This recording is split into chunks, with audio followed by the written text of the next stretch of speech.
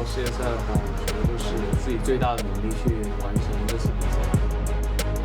用一句话来形容这次世界赛的话，我觉得是经验吧。激动嘛，就比较激动啊。肯定是冠军嘛，拿冠军才说近年成绩还不错，就成功。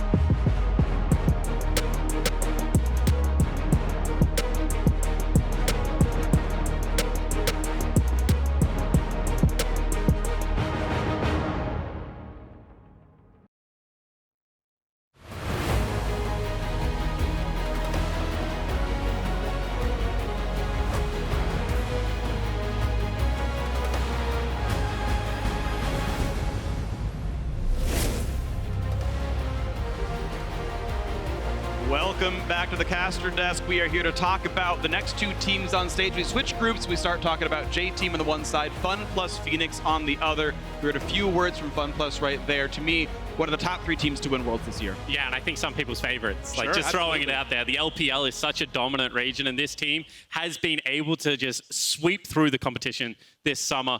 They're very exciting to watch play the game, and it's centered around their mid laner in Doinb. He is a very creative mid laner and kind of plays like a second jungler. He's just going to push, he's going to roam, he's going to impact the rest of the map, and I think that this is a very exciting way to currently play League of Legends. It really is, and I love their brand of League of Legends because Doinb is doing it in his own way. He's doing it with AP Nautilus mid, he's doing it with Pantheon, he's doing it with Kled, and all of these sorts of picks that you're like, well, that's not really what you would normally see, but he's drawing bans on them because they're so damn effective at it. And they also use counter picks, I think, in a kind of more unique way, where a lot of people are using it to dominate lane. He will often go for counter picks simply for wave priority to then group up with his jungler, go down to bot lane, go up to top lane, and look to snowball other matches.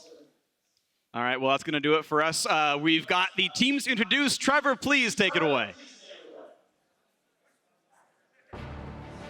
Dankeschön, free, guten Abend, Berlin, and welcome back, everyone watching around the world. It's time to get our first look at the competitors in Group B. Starting the next game on the blue side of the rift, it's the LMS's CTBC J Team.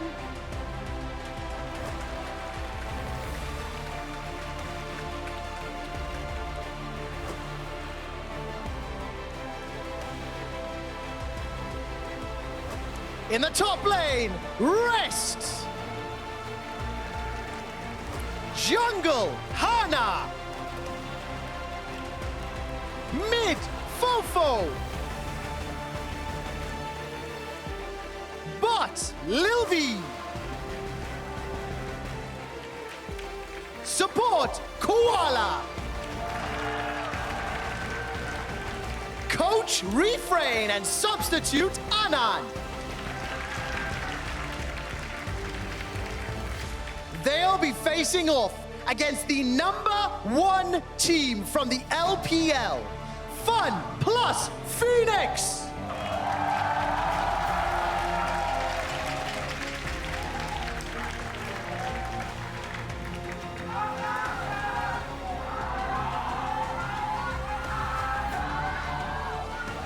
In the top lane, GimGoon. Jungle, Tian. Mid, Doinb. Bot lane, LWX. Support, Crisp.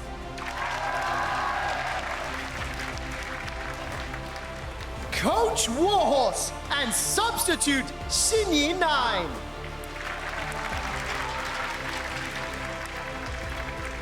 Let's hear it one more time for our teams before we head into draft.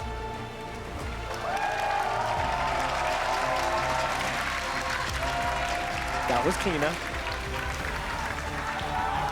Players get themselves ready into their seats and begin to start champion select. We're going to talk about these teams a little bit more. J Team on the other side, an interesting team to watch for.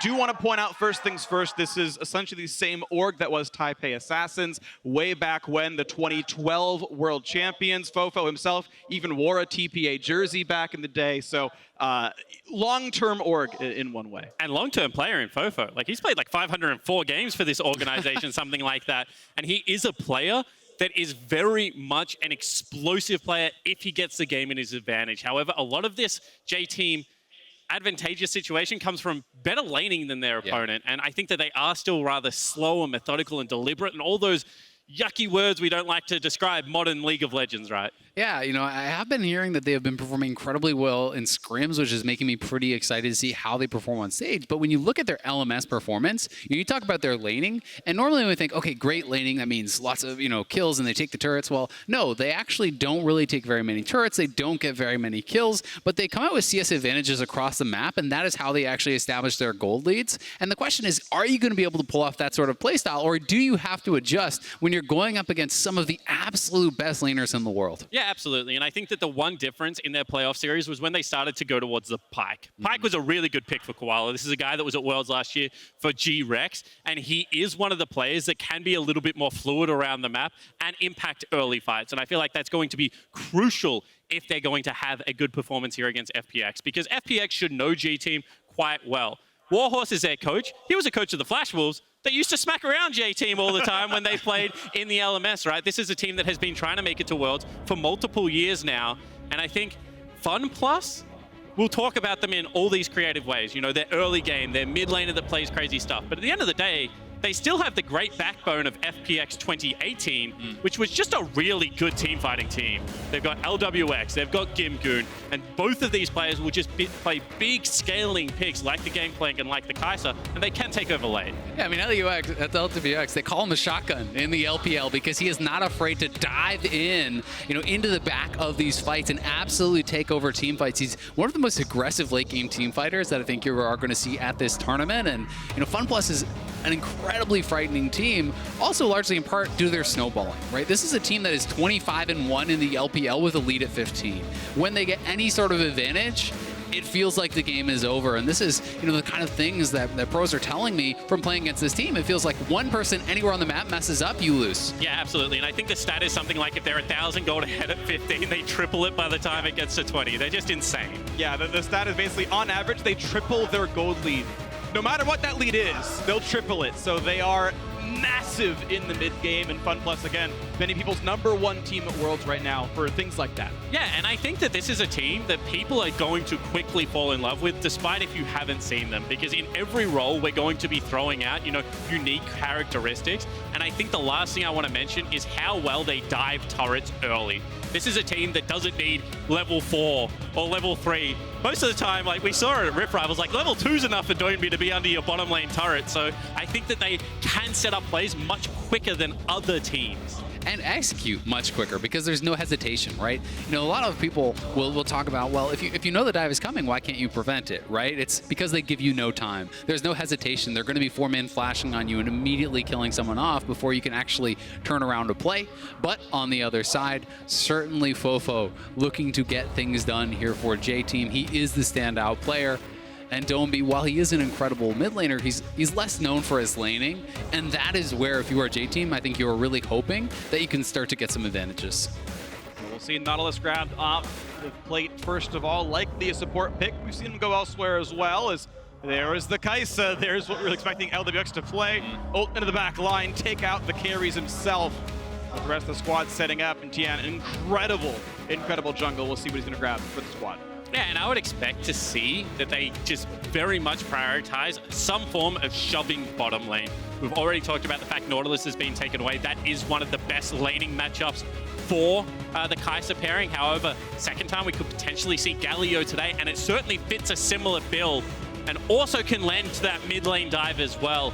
FPX, unlike a lot of other LPL teams, I feel like has a very good read on kind of the meta and how they want to execute around it. Has been certainly a problem for the region in the past, but I don't think this team suffers as much from that. Well, waiting to see what comes through as you've got the Jarvan locked in, the Xayah here as well. So J-Team have a pretty standard team fighting composition. A lot of crowd control, good engage, and a carry. And I like the fact that already J-Team are prioritizing Hana's pick. because this is a player that swapped from AD carry, is very young, and he's kind of an emotional player. I've been described to him from other people that if he gets behind, if he starts to struggle in the early game, can get lost on Summoner's Rift, does need some leadership from FoFo, and we'll see that he would just gravitate or hover around that mid lane. And I feel like that's kind of against the grain of how we're seeing junglers at the moment. They need to be able to be fluid. They need to be able to pair up with their support in particular. So giving Hana the best pick that they can for him right now does play towards that style. It certainly does, but Tian on the other side, is going to be having this Elise, an early game powerhouse, certainly one of those top tier picks, someone who can look to facilitate dives as FPX likes to do. But, J-Team certainly deserved their due. They were one of the most dominant teams we have seen, come out of the LMS in a very long time, absolutely crushing through the summer split and certainly earning their spot here. And they haven't lost the whole of the split, right? I feel like that is something that is incredibly hard to do, even domestically. You'll see teams, maybe phone in a game or not bring their A game just because it is such a long split. These guys still play best of 3, so there is multiple games to be able to create that upset. I think they lost 7 games across the entirety of, they won 28. That is just incredibly impressive. And this is a team that, much like TPA, when they first catapulted the LMS onto the world stage, would want to re-emerge as a dominant team on the at Worlds, because they haven't been able to execute on it for so long now. It really has been Flash Wolves, a splash of AHQ, and then Finn to the LMS. Definitely agree. It's going to be, we'll see if it's going to be a resurgence for the LMS. I think the last 13 months have been really, really disappointing as Sion gets locked in. But to finish the point, a bad showing at MSI, a bad showing at the last World Championship. J-Team going to be trying to lead the charge here to say, no, LMS, we are still good. And we'll see if they can make that happen here as locks come through. Odds on that being a mid lane Sion? I think they're pretty good. I think it's certainly possible here from Doinb. It could be going up to GimGoon. Certainly his GP banned out. That is his most played. Doinb, most played for him is actually the Rise. So certainly targeting the solo laners there was J-Team. Doinb kind of known for some of his innovative Rise builds, kind of pioneering things like this, Righteous Glory Rise and kind of playing the Rylai's as well, trying to play in those side lanes. GimGoon, I think, is one of the best weak side top laners in the entire tournament, if not the best weak side top laner in the tournament. So certainly would not be shocked to see him put on that Sion if they want to save some sort of a more lane-focused pick here for Doinb in the mid lane. And the LPL is still one of those regions that has a good splash of hard carry top laners and then weak side top laners. And I do agree with you. You have a look at people like Longxing, like Flandre, like the Xayah. This would be GimGoon's Mordekaiser. He has certainly played this quite a bit in the LPL, so that would make it very likely, a mid Sion. It is possible this is Sion support, Galio mid, so there is some flexing that could come out here, but I am expecting this Mordekaiser to go top here for GimGoon.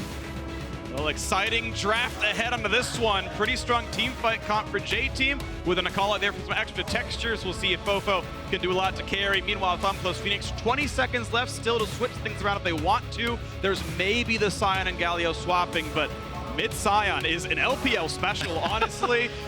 You permanent shove mid. He got several buffs over the last couple of patches, kind of bringing him back into the meta. Doinb was one of those kind of original Sion mid innovators. This is going to be very exciting. And so much of the damage is going to come out of LWX and his Xayah. I already feel like we are going to be seeing those 4 or 5 man bot lane plays, likely seeing GimGoon play weak side of the map, Doinb pushing out, Tian grouping up with him, looking for 4-man plays down towards that bottom side, and we're going to have to see our Lilv and Koala able to withstand that amount of pressure, and are Hana and FoFo going to be able to match those roams that we know Doinb and Tian want to make? And whether the nerfs to Xayah actually allow it, so at level 6 she is under threat a little bit more, because that's specifically where they were targeted towards. Historically, this would be a very good defensive bottom lane locked in the Xayah and the Nautilus, quite tanky.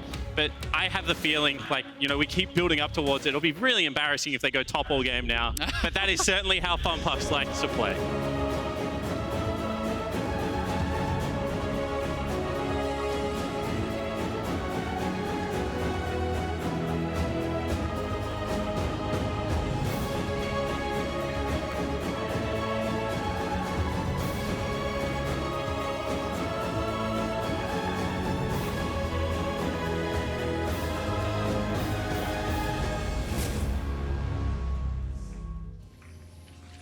Welcome back to Summoner's Rift, FunPlus Phoenix. If this is your first time seeing them, buckle up. It's going to be a pretty quick ride, potentially. one of the very strongest teams in the world. They lost a single match this split across the LPL. They won regular season in spring, they won regular season in summer, they finally won the tournament in summer here as well. Incredible, incredible squad, incredible players. They're a great team. And LPL has been waiting for Doinb to be on the international stage for such a long time. We'll also take you through the fact that J-Team is the similar situation, 12-0 throughout regular season, smashing through those playoffs as well, 3-1 versus AHQ in the final. But Doinb played with Swift. He came over on Chaogu Reapers, and then, you know, throughout different roster swaps, he finally found his way to FPX. And it's always been Doinb throughout the regular season that has been able to have fantastic performances. This guy is fluent in Mandarin, he's a fan favorite, and he has always stumbled to make it to these international events. Well, that all changed this split. Pairing him with Tian this year was just such a great move because the aggression is finally there, and we finally have a playstyle similarity for Doinb to be able to play around, which I don't think we've had since he did play with Swift. Yeah, I definitely agree. You know, they have been working incredibly well together. You know, their synergy is very impressive to see, and it's also, I think, kind of a gelling of playstyles here that has worked very well for them. You can see Doinb actually going for that spellbook. This is something he often does on Nautilus as well. You know, looking to perhaps swap over for things like the Ignite for more kill pressure when he is either looking for those 2v2s or moves down towards the bottom side. And something I also want to talk about a little bit is this Mordekaiser versus Gnar matchup. And in the early levels, it can be quite difficult for the Mordekaiser, but post 6, there certainly is the potential to actually look for solo kills, because when the Gnar is actually on, you know, that kind of exhausted state where you cannot get into Mega, and you ult him as the Mordekaiser, he's locked in with you, you know, with those lower base stats without the ability to necessarily kite you around as well, and Mordekaiser can certainly look to really punish that. And on top of that, if you're going to lose priority, you're going to be shoved in, he's one of the best anti-dive champions in the game. He just makes every scenario a 1v1, right? So if we think that this is going to play out in the fashion that we've seen so many FPX games play out during the regular season, the inability to cross-map trade against a Mordekaiser is so crucial. Player to watch, but certainly FunPlus, I feel like it's the likely formula is pushing in the mid lane, going down to the bottom lane, getting your shotgun loaded and giving him a couple of shells to blast the opposing squad. Here he's got a fight in the bottom lane right there though, and ouch, a lot of damage towards Crisp. Yeah, that was actually a really nice little trade there from J-Team, and I also like the timing of when they backed off. You know, if they are to stay in too long, get taunted up, if LWX is able to proc a passive hit there, then the trade can really even out. So a good quick trade from J-Team, and that is going to help them have priority on this bottom side scuttle. Hana knows he has, you know, the early move from his bot lane if there were to be any sort of challenge from Tian. And I think that this is an area where Hana is showing kind of the fact that he wants to be able to support on the side of the map that we think is going to come under fire. There's no point being able to go towards top lane if you think that immediately the trade is going to be down bottom because the additional resources and gold. I've already spoken about this, but as a jungler, you hate to lose bottom side control when you're on blue side. It just means that you fall so far behind on experience and level. So I think that this first path has been able to shore up what should be now a level 6 on Jarvan and the ability to impact the map. If you run into Elise early game, especially when she has red buff, she can be such a pain to deal with, and has been able to navigate that successfully. Yeah, she certainly can, and there's always, you know, one of the things we like to talk about is kind of the pressure on Elise to make early game plays. Elise is certainly a champion that you want to be proactive with, that you want to be making things happen in those early levels and not necessarily dedicating as much time as some other junglers to farming. Whereas Jarvan is going to be completely happy, you know, going a full tank route. And Tian just able to actually stop the recall there, which is actually fairly annoying because Doinb used his teleport to get back to lane. FoFo has no teleport, so that is actually going to cost him some gold and experience, especially if Doinb did elect to allow some of those minions to get denied, and he is going to be able to push that in, deny some of that experience. Yeah, Hana picks it up, gets a little bit of XP for himself to keep up with this Elise, but otherwise, look at top lane. They know Akali's walking back to mid. Misses the pull, but it's still a 3v1. Big damage onto the Gnar, not close to Mega at all. And the minion wave actually pulled off. This is actually really well done, but the stun's still going to land. They've got the damage up, but first blood comes through to GimGoon, and out they walk. And this is what I'm talking about. There's no hesitation. They didn't actually have the perfect setup there, but they knew they didn't need it. As long as they made that dive happen before Hana arrived, there's no chance for Rest to be able to actually fight back. And Rest played that nearly perfectly, right? You mentioned it, Freak, but he was able to stop that wave from crashing. That means that, 2 or 3 shots are going across before he's even in any immediate danger, but it is that no hesitation, that just pull the trigger playstyle that is going to be there. And I kind of said it'd be so embarrassing if they just continue to play towards this top side of the map, but that's a really good wave control from GimGoon to set that up. It had been pushed in, protects his wave on the bounce, and is able to set up that dive. 400 gold richer, plus the extra CS he's got. This is already a 600 gold lead to FunPlus Phoenix, as the first few recalls coming through to the bottom lane as well. And nothing too surprising on either side, as Hana keeps trying to farm, but has not found the same success that Tian already has.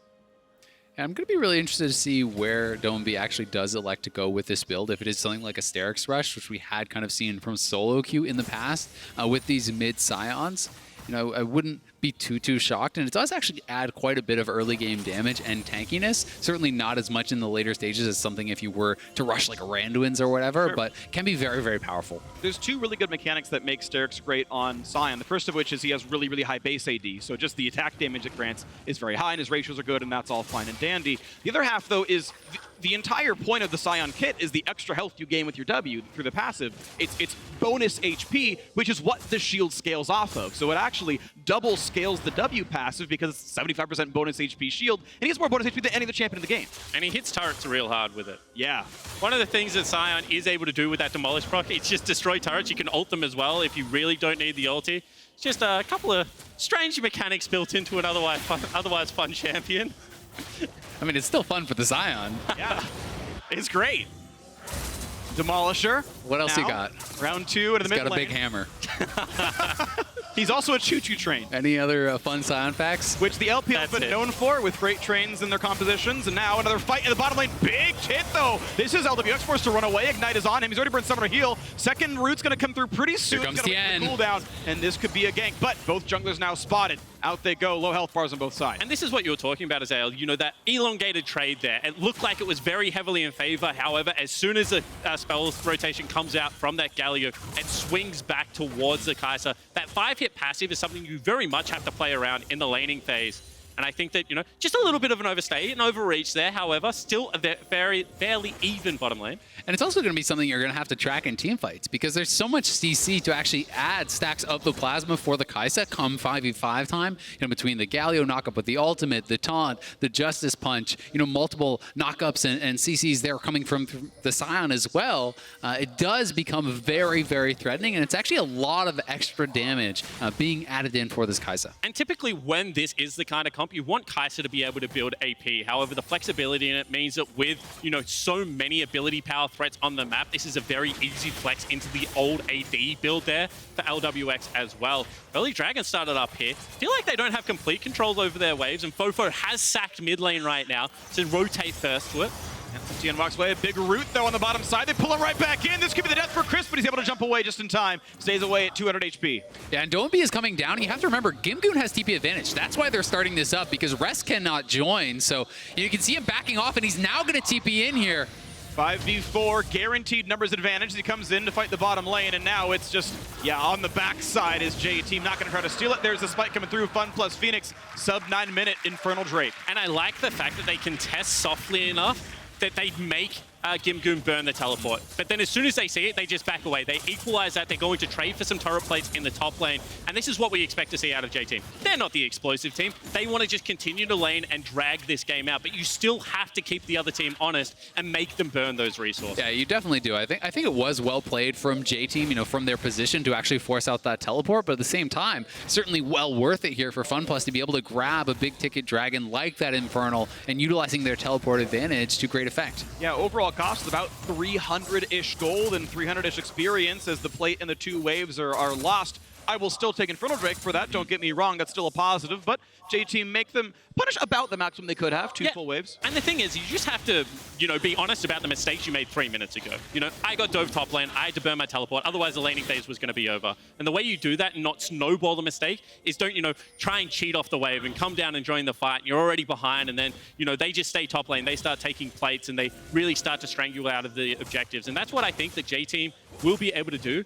And we're kind of mentioning it about TL as well, that consistency, that ability to come onto the Rift and just play the 7 or the 8 out of 10 every single game and take the small victories when they have them, but also allow you to take your victories when it is your just desserts. Yeah, certainly the case.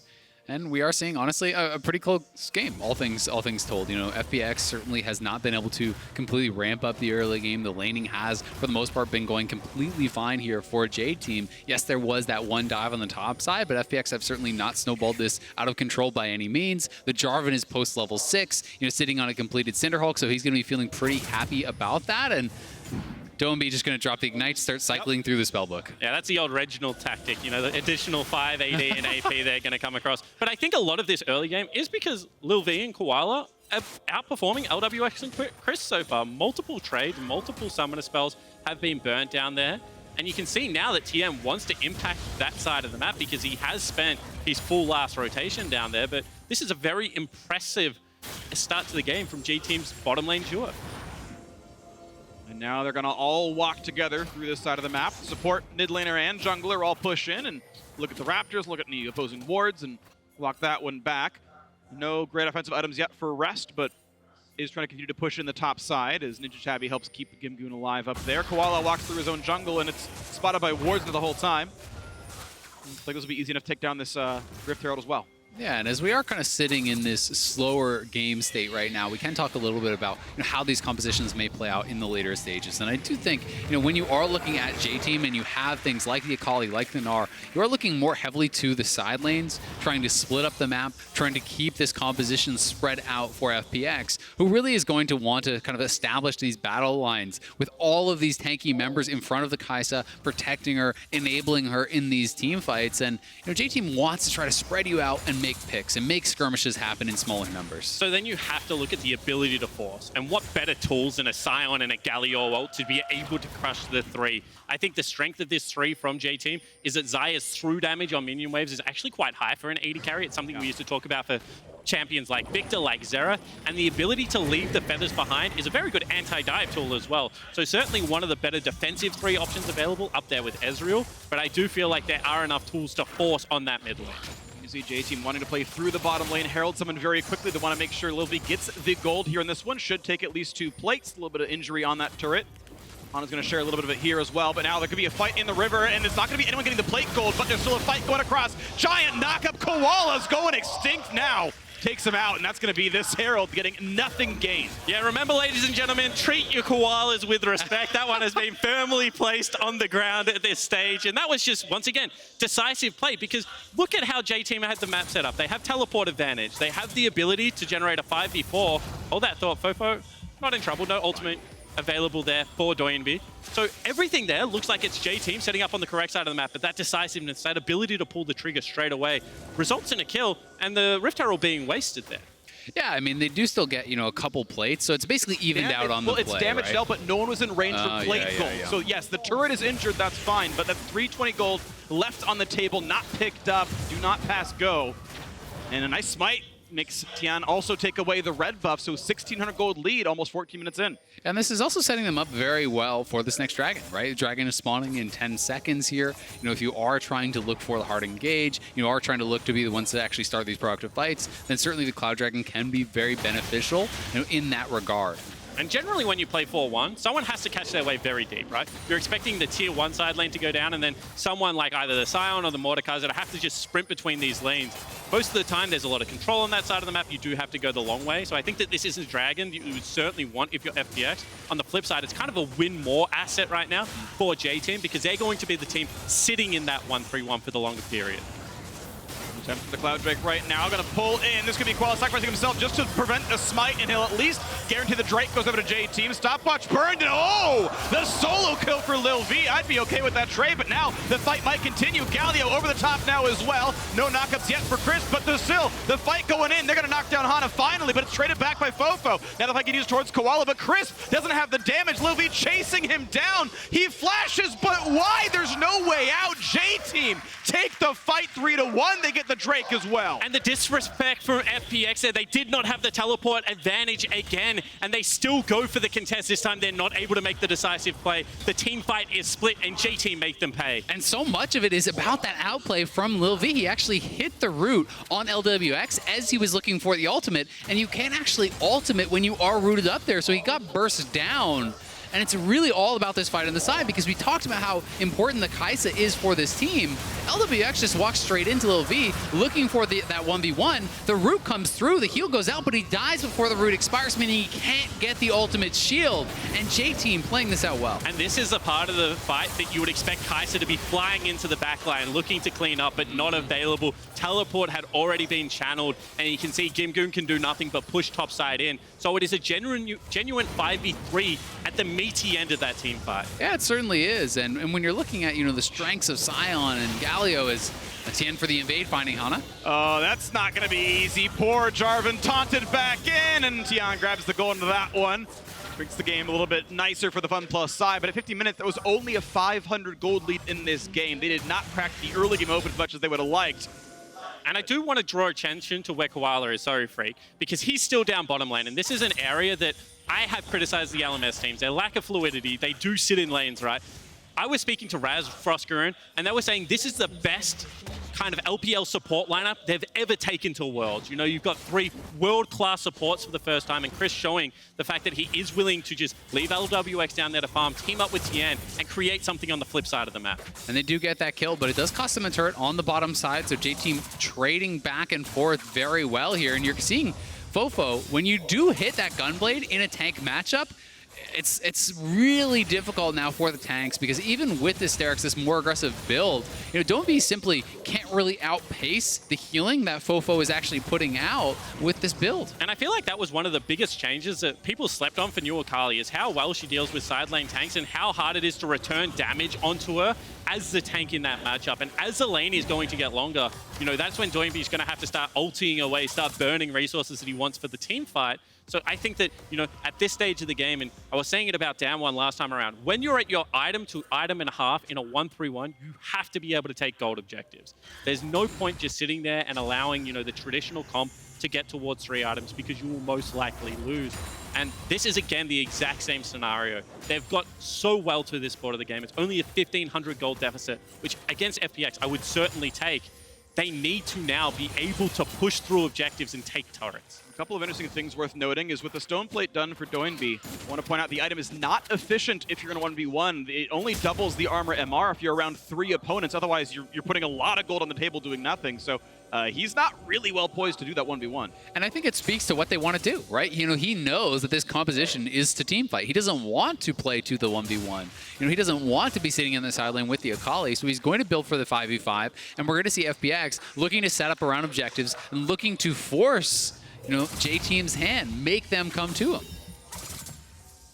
The rest of the squad sitting in the fog of war. They know that Brush is not worried with the own control where they've got. Hana senses something, puts the flag down, now sees the squad. That's not going to be GimGoon that lands.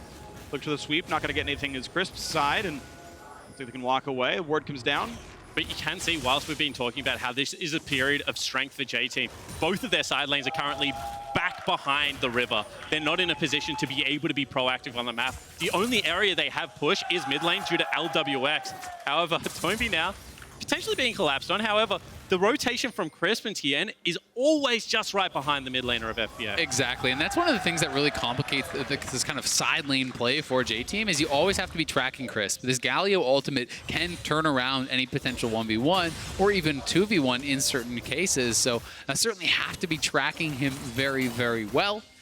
You can see GimGoon now has his Leandries working towards his Zonias, and we'll see, when he joins the fight, if he is going to be looking more for ultimates on easy kills or trying to use the ultimate to actually take key members out of the fight. Especially with these Zonias builds, you can actually look towards ultimating a big carry like Lilv and just removing his damage from the fight and putting faith in your team winning that 4v4. Yeah, absolutely. And I do want to stress the fact that whilst we talked about FPX's early game so much, that they are still an LPL team. They can still 5v5 team fight. Yeah. They still have the tools to do it in this game as well.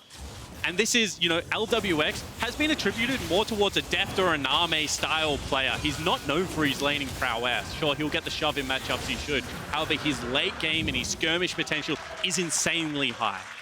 Well, you can look at the mid game right now as it's a push down to the bottom side, getting FoFo to get pushed off his own turret. Denies a couple of those waves. You can see 1,500 gold lead as we crest 20 minutes, so not quite the triple that they would have gotten before, but still a solid mid game. They got their Cloud Drake, and Well, J-Team still answering the other side of the map, though, going blow for blow as best they can. Top outer not being contested at all. I think we are going to see, you know, kind of perhaps the first major team fight around this next Infernal. As I think, you know, J-Team may be nervous to give that up, but an engage here on that bottom side. A lot of crowd control. Finally pops the shield. They're going to let that one time out. I don't think FoFo chases for any more than that, but top outer taken, bottom outer defended, and J-Team inched that game within 1,000. And that was a split map there. However, FPX were trying to regain top control. You could see that they had Crisp as well as Tian in the top side jungle. That's a little bit of a strange decision, because if they did have 4 members down there, that certainly could have been a turret dive and an execute upon trying to rip this game open. But you can see, you know, where the attention is being paid here for FPX. This line of wards right here, these 3 pink wards, are setting up for that next Infernal Dragon. That is where they are going to kind of stake their claim on this game and try to make their stand. I very much expect them to be getting their bases off, you know, a minute before the dragon spawns, getting their items bought and establishing position in that river.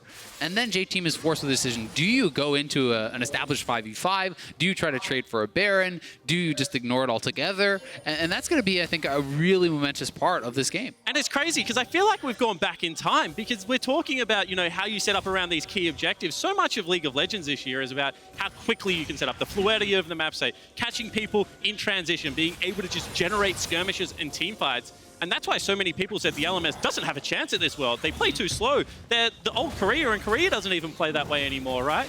But we're seeing in this current meta that it's very slow at Worlds right now. Planes were slow, and people were like, when we get to group stage, not going to be that way, fellas. It's going to speed up again. But that certainly has not been the case so far on day one. And maybe why some teams like J-Team actually are starting to look a little bit better than maybe pundits thought coming into the tournament. Well, it's interesting because the kill counts aren't all that high, but the games are still ending in about 31 minutes and most of the times. That's when the sort of death knell push comes through. So even the average game time's still pretty reasonable for, you know, compared to the regional global averages there. As another bot lane's pushed in, GimGoon going to slowly chip away at yet another turret.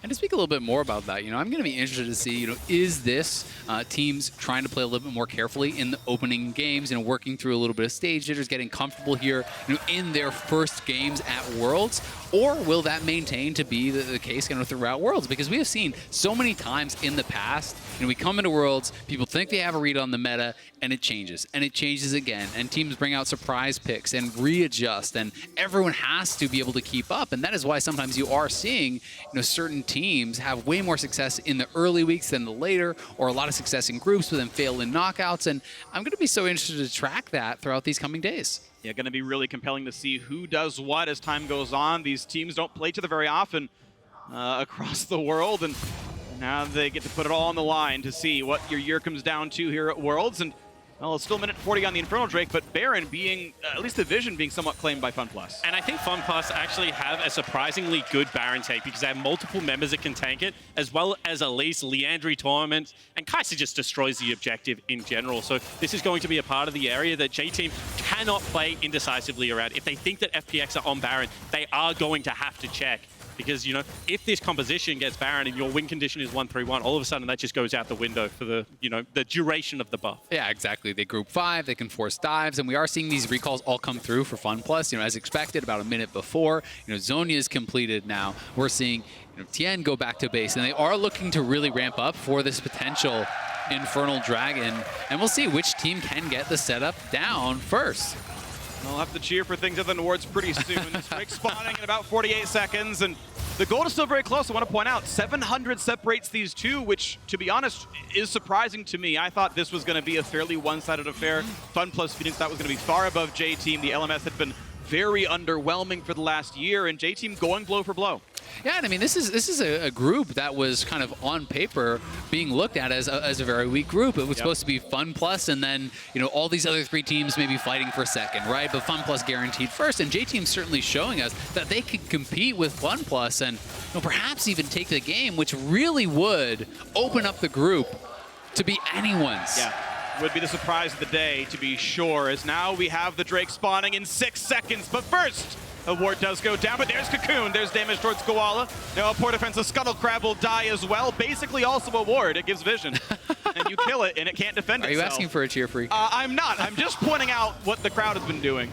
because I'm perceptive. That's where all my stats are in. Now the TP comes in, going for the Infernal Drake. Galio waiting the backlines, waiting for his ultimate, his chance to join the spotlight. Has 1,000 Howls over the wall, not going to get that steal. Hana jumped right back out, but the fight's going to come in anyway. Chris taking some damage, but first Koala goes down. 1 for 0 so far. Lilv trying to run away. The trade, though, it's going to be a shutdown coming across the pole, the AD carry. Lilv still running, might have the root. They're going to find the taunt onto nobody, but a stun on a FoFo. Gnar picks up one already. This is still a chaotic battle back and forth, and there is Ghost Mode. GimGoon trying to chase down on Hana. He's going to flash away and stay alive, but he's going to come right back out pretty soon, and GimGoon is surrounded. Cannot quite find Lilv. Stopwatch buys some time, but it's J-Team winning the team fight, knocking him right back in. Doinb gonna drop down as well. The kill finally. They're going to Baron. Are you kidding me? J-Team take the fight. The LMS representative smash FPX in that team fight. Everything looked like it was FPX favored. You know, the fly into the backline from LWX, the shotgun in full effect. No, he died to the Baron. He took too much damage. There's no opposing smite. They should still be fine to knock down the Baron, but it's one less buff on the team. And everyone calm down, because they're still going to be able to pick it up, and it is the least worrisome member. It's just going to be the jungle. He's going to be following other people around. But that team fight was clutch from key members of J-Team. Watch FoFo in particular. When LWX flies in, he destroys him. Exactly. It's all about FoFo taking down LWX. And when you're looking at the team fight at this point, you're saying, yeah, of course, FunPlus wins it by a mile. But the problem with this composition is that Xayah is nearly all of your damage. And when Xayah falls down, you can see they're just struggling to actually take people out. But I do certainly question GimGoon's choice to actually ultimate the tank jungler when Lilv is sitting there, you know, very close. You know, I think this could be a very different fight. If that's actually Lilv dead during that ultimate and GimGoon comes out fairly healthy, this is something that FPX could at least perhaps prevent the Baron from being taken. Yeah, and that's what it becomes, right? Is that's a mistake, but it ultimately led to such a large objective being taken off the map. And now against a 1-3-1 comp that did have a fairly good team fight there, it's very risky to go for another one of those plays, because you botch it one more time, the gold lead will explode.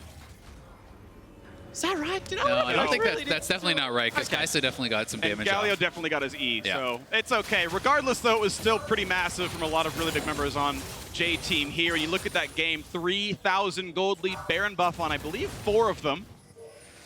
Yeah, I mean, this is honestly a really difficult position now for FunPlus, because we talked about the ability for FPX to actually force things with the Baron and their 5v5. Well, now also, guess what? 1-3-1 is very difficult to actually shut down. You know, when you do have the Baron buff on the opposing team, you can see FoFo walking up. These Baroned up cannons are just shredding through the tower. And you can see the macro is still there, because there is the 6th man set up in the bottom lane. That's a huge pushing wave, so Doinb has to collect it. Too much gold to let go down, so instead they're going to break the tier 2 turrets in 2 positions. I would like to see a reposition now, try and play towards that last remaining outer, because this Baron is going to be all about collecting as much gold off the map as possible and not giving FPX that counter punch opportunity and grouping up in one lane. Reason's going to come through. Still a minute on this Baron buff. It will drop before the next Infernal Drake spawns, but by all rights, J-Team should deserve to pick that one up later on. And now we spoke about it a lot last game, but if you take this Baron buff with your full shop and you just press mid lane and bottom lane, you can deny so much vision away from that Infernal. You can nearly guarantee that that is going to be the area of the next team fight, because you want at least one if you're J-Team. So this is when we get to judge, once again, you know, how far has the LMS come? How is this set up, and can they do it cleanly?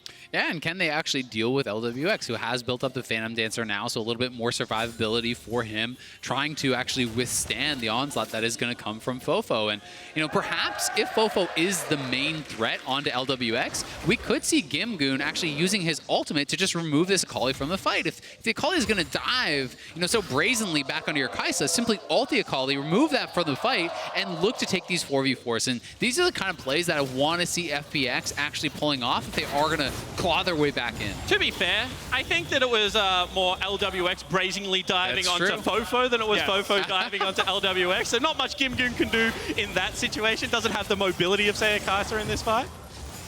But if you've got Flash, which he has in a minute, maybe he can start to join in anyway. I love flashing after my allies to save their lives. That's a great time as a top laner. 3,100 gold Baron power play, and now the siege can continue into the bottom lane. They're going to not quite get the root, but now here comes Sion ulti, forces the ultimate out of Xayah. Here comes the 5-on-5, very tanky Sion. Gonna be able to walk away, no kills picked up, but 10 seconds on the Drake, and there is no vision for FunPlus Phoenix. Yeah, and that is a flashless Koala. That is an ultimate off Lilv, so some important cooldowns are taken away from them. Oh, he missed Koala the has Q. no flash, he's in trouble. They know they can kill him, and that's the damage coming across. They will drop the Nautilus, but will there be the re-engage? 4v5, does J-Team take the fight, or do they just turn, tail, and run? And that's gonna be the option. Get away, don't bleed any more kills. Yeah, and that mistake from Koala, he had no flash, he had no business being that far over there. It is going to be up to Hana to try to steal this now and prevent a third Infernal. Doesn't find the smite. That's going to be the kill picked up yet again. So triple Infernal for FunPlus, still fighting back a 3,000 gold deficit. And a critical error. FoFo wasn't there. There is no way you're taking the team fight without your Akali that is currently 2-0 and 3. That's Koala, a little bit of inexperience. This is a guy that has been to the world stage before. Not really all that many excuses for an unforced error like that. However, FPX taking the maximum, staggered deaths on support, on jungle. This should allow them to have a much quicker setup, and I expect them to generate a fight off that fact. Yeah, and that triple Infernal is so difficult to actually deal with. It's such a hill to climb now for J-Team here. But thankfully for them, you know, some of these members are not going to be getting the most from it. Certainly Sion not getting a lot of advantage out of this. You know, obviously they support Galio not as well. And this is just a good force from Doinb. Once the ultimate is down, you can see GimGoon actually looks over for Koala. They're just trying to force out cooldowns. And this is where Koala needs to back off. You can see FoFo is in the mid lane, so you really have no business being here. And let's be honest, that Q wasn't even close to connecting to the wall. And even if it does hit, right, you're just going to be on the retreat anyway. You need to be falling back slightly further, grouping as the 5. So certainly think that even if it had have come across, still the incorrect position, still the wrong idea there from J-Team in the setup. And it just feels like impatience, right? Because if you allow FoFo to actually push out that mid lane, then FPX has to go back to mid lane to collect this, then you are grouped 5, and that is very likely just a free Infernal for you. Because whilst we were talking about the fact that J-Team are missing some important tools, there was, you know, no Sion ultimate available. A lot of that force was also going to be much more difficult to generate. Now with the GA, the game becomes even more difficult to get onto LWX. We said it's going to rely on the fact that he has to navigate around FoFo. Now maybe he doesn't. Maybe he can just dive in there and wait for the respawn. All right, Baron is alive. Looking at almost the root, and LWX stays alive, though, as they keep fighting back and forth for vision. Darkness, though, for J-Team now. Yeah, and it's FPX who are happy to try to force this. They're trying to make J-Team come to them, and they will look for the turn here. Doinb does have his ult. First stun, Hana forces a flash away. They're going to hit a wall, though, as the Sion pops the shield. I think pops Stoneblade as well. Has to walk back for this one as they wait for round 2. Baron resets, and Sion's out of the important cooldown. You know, J-Team does have mid lane push, but they are just going to start this up, make J-Team come back to them. Hana fairly low here as well, so dangerous situation for this LMS representative.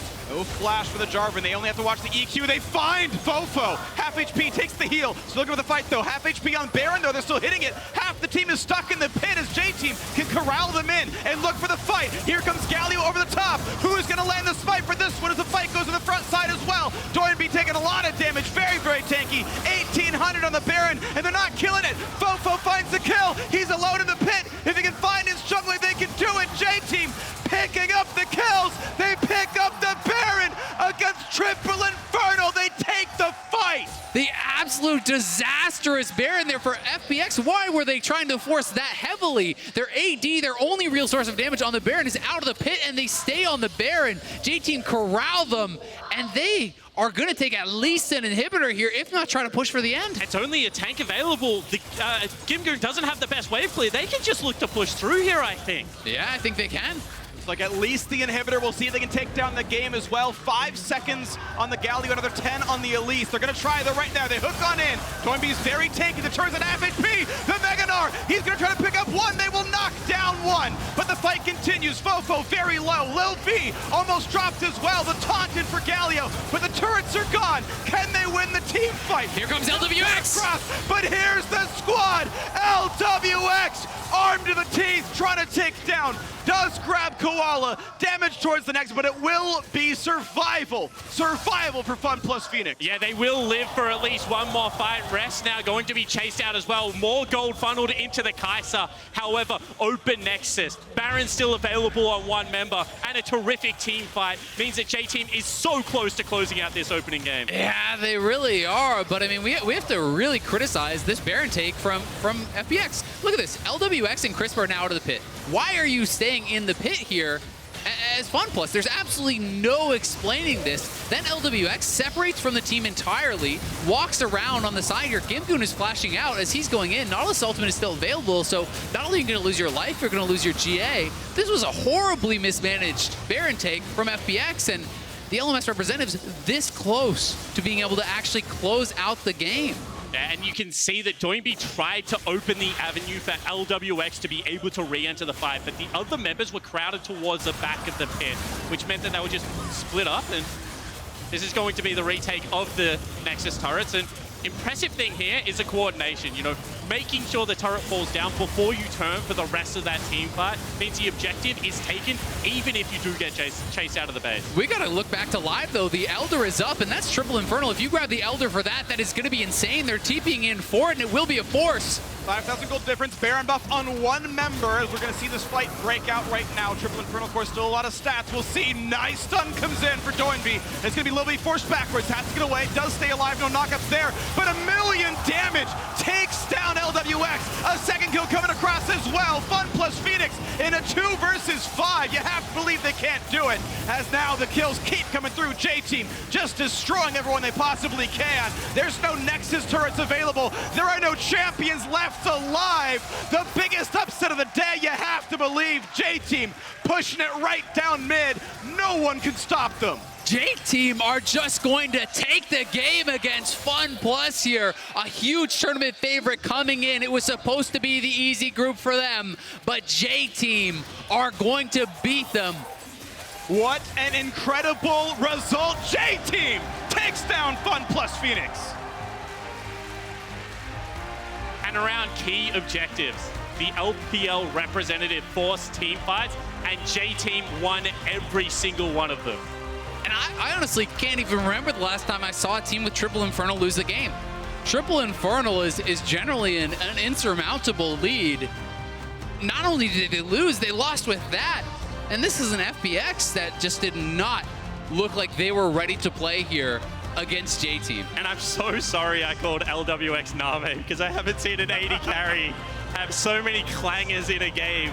At Worlds, no less? At Worlds, no less. That sounds like Name. Yeah, it certainly does. However, you got to take your hats off to J-Team. This is an organization that has been struggling to make it back to Worlds for so long. The legacy of TPA really was heavy on their shoulders, and they come out and they are able to pick up an opening victory against LPL #1. I mean, you've got to now question pre-tournament expectations for this group, right? You know, it was supposed to be the 6-0 run for FPX, the domination coming through as they breeze through to the quarterfinals. Now, losing that opening game against J-Team, who knows who's the favorite? Yeah, absolutely beautiful stuff right there. The whole squad, I think, came through really, really gnacely. You had even the unfortunate stuff, right? You had the 3v1 tower dive topside. Well, that's okay. I have to burn TP. I'll come back and take plates. Ended up being that Gnar was actually a huge damage source in those fights. I thought he was actually always really, really massive. Did beautiful stuff there. Bot lane, that was bot difference that game. That was absolutely bot difference. Beautiful stuff by their squad as well. Just amazingly played by J-Team. Yeah, absolutely. And I completely agree. You know, Koala, one of those guys on G-Rex last year that we thought had potential, now changing team. Lilv stepping up in that duo. They won the laning phase, and then the team fight was all theirs. And I've got to say, you know, as much as we talked up LWX and his team fight ability, you know, he was just terrible. Awful in that game. Destroyed. You know, straight up did not have, you know, a single successful team fight. He had all the items, he had all the protection. Yeah. He did nothing. The one good team fight was the base not dying, where they barely squeaked through on that one, and even still, the game went the way of J-Team. So we've got a quick replay to show. It's the second Baron fight, the one that sealed the game, and it was incredible. And this, the Axe What's Your Move replay. J-Team just wiping them off the map here, and this is exactly the kind of fight that they wanted to take. The team is split up, they're skirmishing on multiple fronts. This is where champions such as that Akali really do shine. And I feel like when you're playing a tanky comp in the way that FPX is, the first move is to shove them back and make the team fight a group team fight. As soon as it's very spread out, you give your assassins and your Gnar an area to be able to play around and harass. You could see that fight was all about the ability to just keep 3 members in the pit and separate the other 2. And I think that that's just, you know, a great understanding of how to approach a Baron, how to shove out mid lane priority and put them on a timer first. And the setup to the execution was very good from J-Team. So overall, I want your kind of reads on these two teams right there. How much of this was FunPlus underperforming? How much of it was J-Team beating expectations? I mean, I think it's both, right? Yep. You know, it's some of column A, it's some of column B. I think that FunPlus certainly did not play, you know, as poorly, especially LWX. If you look at their playoff run, if you look throughout the regular season, he was generally able to pull off these very aggressive moves. He certainly fell flat on his face here today. But J-Team needed to play very well to be able to capitalize on those mistakes. You don't beat a team this good by accident. And in general, if you beat Uzi in the playoffs, I expect you to be able to play against Lilv. That didn't happen today, so I think that this isn't underperformance, but still, you've got to take your hats off to J-Team because I think that they had very good map reads, and the approach to a lot of these objectives was very clean. All right, well, we're going to hope they don't follow the shoes of LGD as a top seed underperforming, but I have to bring that up. The last time we had high hopes for China #1, it did not go very well. We'll see. There's a lot more to play. 5 more games for both these squads. There's a lot to play here at Worlds. It's why we play the games. Now, meanwhile, MasterCard is on a mission to bring all League of Legends fans together through the power of one-of-a-kind experiences. The fans of the day are Sophie, Henry, and Sasha from Germany, and Pavel from Poland, who received plushes, scarves, and hats. Sophie also got to watch her favorite team, SKT, win the first game of the group stage, the one squad from Korea who has picked up a win so far. And that's brave, coming into a European audience and supporting SKT over Fnatic. You got to admire that for sure. Yep, but it was great. Absolutely some amazing games. We've still got more to play, of course, in our next game. GAM Esports returns to the international stage opposite Splice, so don't go anywhere. Not close to Mega at all. And the minion wave actually pulled off. This is actually really well done, but the stun's still going to land. They've got the damage up, but first blood comes to GimGoon. He's going to flash away and stay alive, but he's going to come right back out pretty soon, and GimGoon is surrounded. Cannot quite find Lilv. Stopwatch buys some time, but it's J-Team winning the team fight. Doinb taking a lot of damage. Very, very tanky. 1,800 on the Baron, and they're not killing it. FoFo finds the kill. He's alone in the pit. If he can find his jungler, they can do it. J-Team picking up the kills. The taunted for Galio, but the turrets are gone. Can they win the team fight? Here comes LWX. But here's the squad. LWX armed to the teeth. A second kill coming across as well. FunPlus Phoenix in a 2 versus 5. You have to believe they can't do it, as now the kills keep coming through. J-Team just destroying everyone they possibly can. What an incredible result. J-Team takes down FunPlus Phoenix.